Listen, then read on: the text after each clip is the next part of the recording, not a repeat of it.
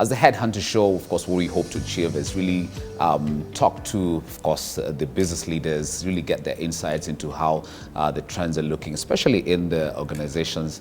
And did you know that people never apply for jobs, actually? They are hunted. So how do you become part of that hunted list? And I'll reach out to Michael as well, and just to get his beat about his management bit, because of course with our target audience as well, and the people who are watching us, they're really keen to see how do they improve themselves and how do they improve their business. Let's look at the international investor. And right now, of course, there was a wait and see, especially with COVID and stuff. There wasn't any movement around, but Kenya is really big on attracting international investors. So here's an investor sitting in London, for instance, maybe the US, and they now would like now to come into Africa through Nairobi, for instance. How would you take them through that journey to, choosing whether or not to go the flexi way or an opportunity to invest? What would you advise them? In terms of their investment in their space? Space, yeah. So, that's an interesting point as well, because most of what we do is we are ensuring that there's a global standard to the way that we operate. We're trying to make what we do very recognizable and available to African either companies, deployed teams, or multinationals. Okay, we very much focus at that company end. If you are an international business and you are based in New York, or you're based in London, or you're based in Berlin, you are very aware of the concept of flexible workspace.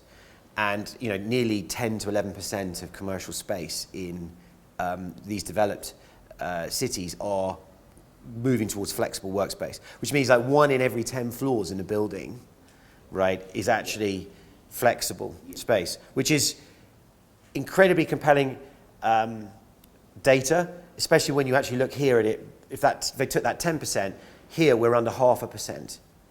So there's a 20 times growth market in flexible working just to catch up. And we know that in the African environment, it's brilliant how all of the countries and cities leapfrog to the correct answer. So we expect to see tremendous growth in flexible workspace across the whole sector.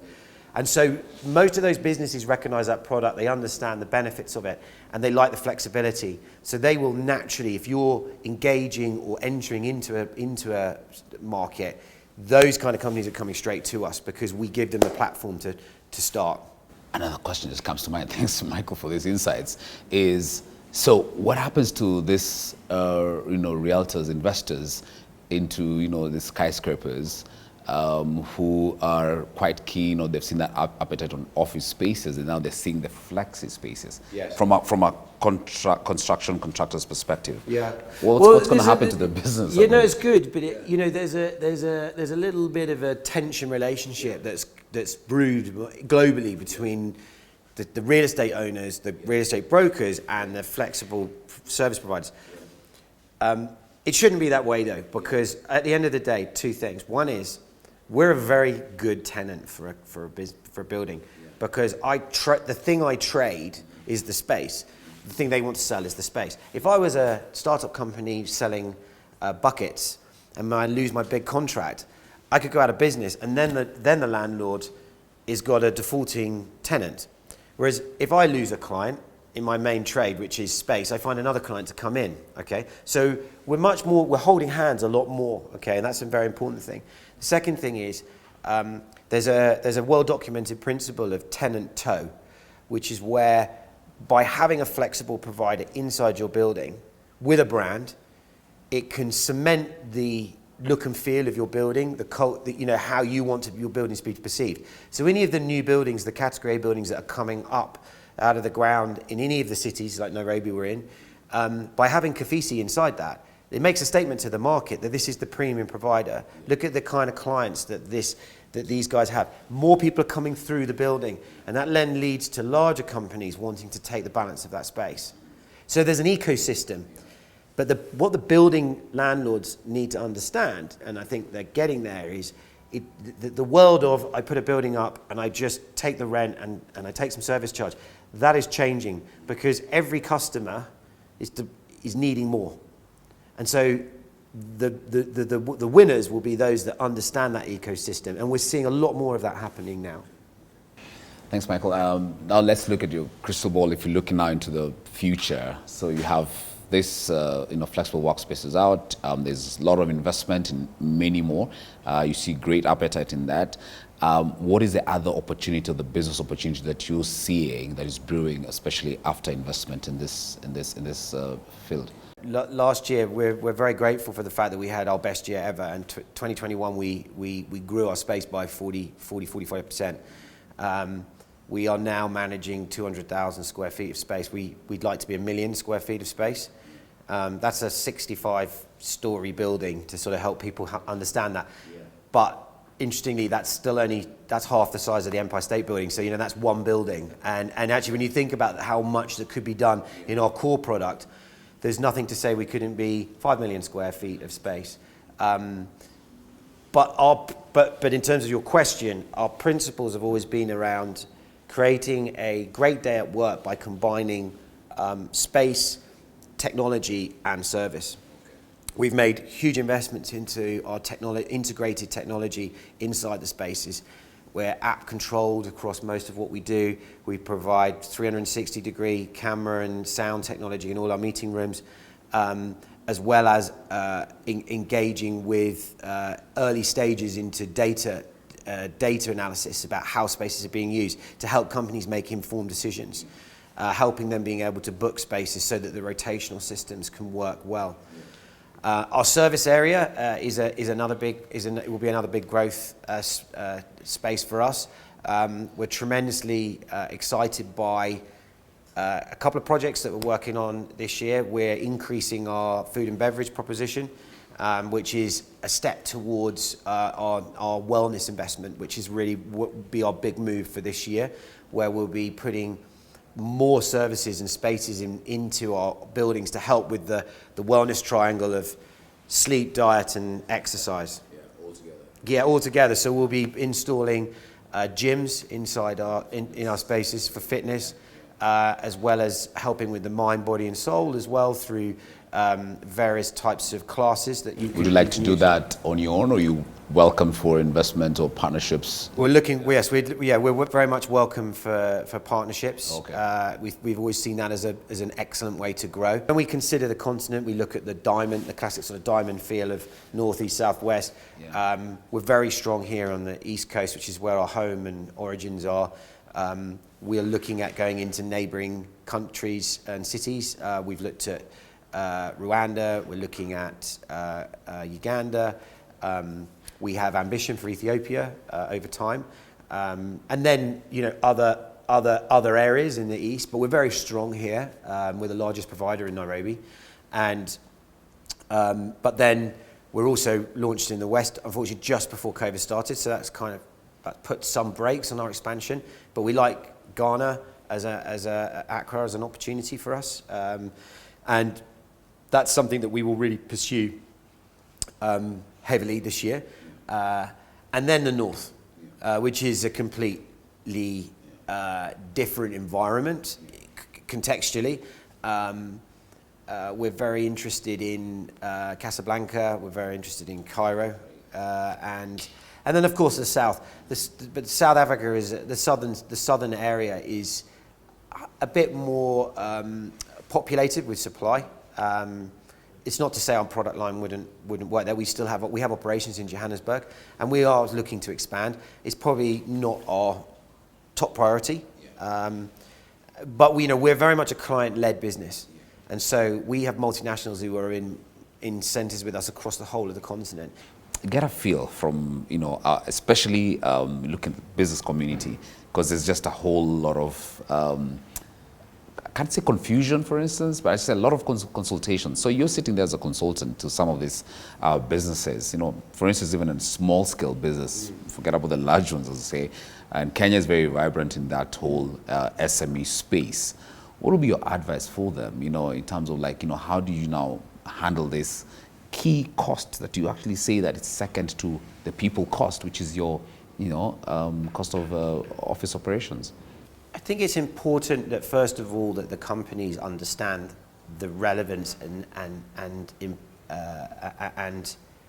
the need, right, of great workspace, because your team is your most valuable asset, and you need them to be able to operate effectively. So whenever I talk to a company, it's almost as simple as, you can draw a line down the middle of the page. Right-hand side is your core product, what you want to do. Everything on the left-hand side you need to ensure is great for your team, but you should work with expertise to deliver that. So there is it can be quite seducing when you actually look at the cost per square foot or cost per square meter of real estate in its raw sense. But you've got to go through an education curve to understand all the impacts that space will have on your profit and loss or on your very valuable investment funds. So by working with a flexible provider, you're getting so much more for your money. And so if you are anything under, we categorize companies by numbers of people, and if you are sort of sub 10 people, which is a critical mass of size for an early stage company, 10 to 15 people, we can flex you up and down. But a 10 to 15 man business will typically take, in their own mind, they probably think they need 1,000 square feet of space. An office actually maybe 500-600 square feet of space. But if you consider if they take an office inside one of our spaces, which is 50,000 square feet, they're getting access to another 10,000 square feet of facilities. So they've now, for investment in 1,000, they've got 11,000. And that will drive productivity for your business. And I think it's what we would call a no-brainer decision. So for instance, what does the future look for you as KOFISI? From where you sit, I think you and your management team, what are you working on? What are you thinking about, apart from expansion, apart from, looking at the trends in business? Yeah, I think for us, our pursuit of excellence is something that keeps us awake at night. We want to ensure that our members are really getting a great day at work every day. We live by a value of every day is day one. We want to make sure that everyone who comes in every day feels the same as they did the first time they came.